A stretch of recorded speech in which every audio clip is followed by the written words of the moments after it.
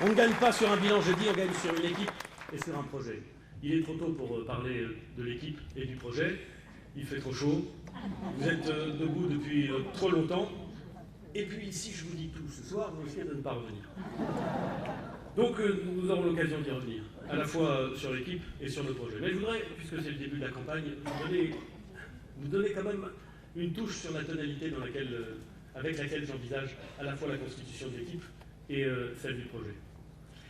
L'équipe, Jean-Baptiste l'a dit très bien, elle a vocation à être rassemblée. Rassemblée, ça veut dire que lorsqu'on veut faire prévaloir un projet et une idée, il ne faut pas se disperser. Et il faut faire venir à soi des gens qui ne pensent pas forcément comme vous, surtout, mais qui sont capables de s'associer à vous parce qu'ils pensent que la direction, collectivement, va être la bonne. Donc, rassemblement. Elle doit être ouverte. 2 personnes qui pensent la même chose, c'est inquiétant. 59 personnes qui pensent la même chose, ça n'existe pas. Il faut donc aller chercher et s'ouvrir à des gens qui ne pensent pas comme vous, qui ne sont pas d'accord avec vous, surtout, qui viennent d'horizons différents. Et il ne faut pas le faire pour faire semblant de le faire, il faut le faire parce que c'est une richesse. Il faut donc sortir des logiques partisanes, il faut sortir des petits cercles constitués et il faut s'ouvrir. Et de la même façon, il faut renouveler les listes. Antoine Rusnak le faisait entre 2 mandats, je l'ai fait entre 2 mandats. Il est indispensable de renouveler les listes. Non pas du tout parce que ceux qui sortent ont failli, bien sûr que non, je viens de dire le contraire.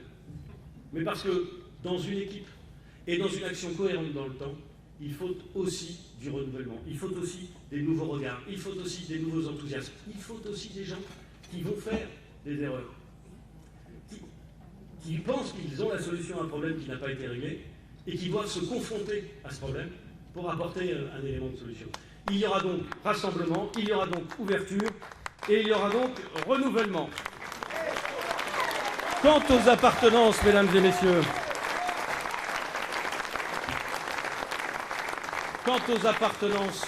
partisanes, alors là, laissez-moi vous dire qu'elles me sont assez largement indifférentes.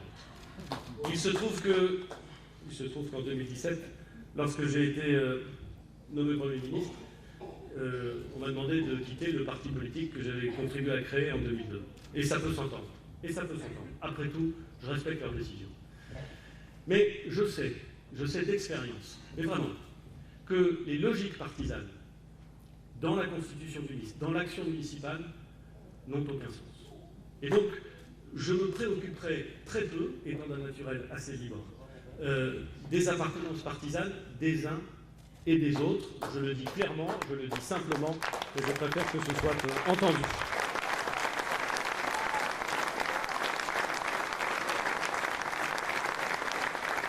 Et puis on va essayer de faire une équipe un peu enthousiaste.